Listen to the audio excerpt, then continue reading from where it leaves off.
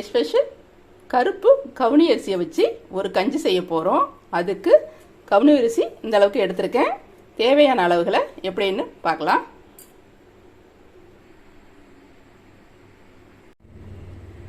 நூறு கிராம் அளவுள்ள கவுனி அரிசியும் 50 கிராம் பாசிப்பருப்பையும் சேர்த்து 1/2 hour ஊற வச்சுக்கணும். க்ளீன் பண்ணிவிட்டு ஊற வைக்கணும். ஒரு களை களைஞ்சிட்டு ஊற வச்சிடலாம்.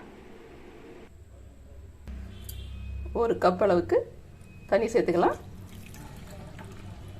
1/2 hour ஊறணும். ஊறினதுக்கு அப்புறம் பார்க்கலாம் தேவையான பொருட்களை. கவுனி அரிசி நல்லா ஊறிடுச்சு.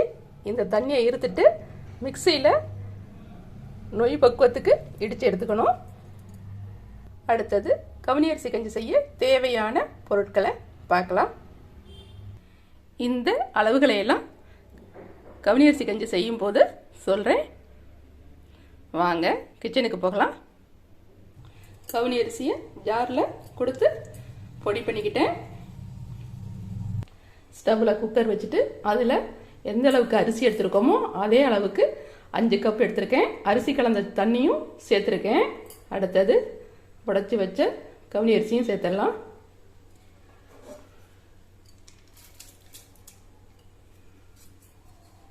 அடுத்தது 7-8 பல்லு பூண்டு உரித்து வச்சுருக்கேன், அதையும் சேர்த்துக்கலாம். அடுத்தது 1/2 டீஸ்பூன் அளவுக்கு வெந்தயம், கல் உப்பு 1/2 டீஸ்பூன் சேர்த்துக்கிறேன். குக்கரை க்ளோஸ் பண்ணிட்டேன். அடுத்தது 5 விசில் விட்டு எடுக்கணும். அடுத்தது தேங்காவை பால் எடுத்து வச்சிடலாம்.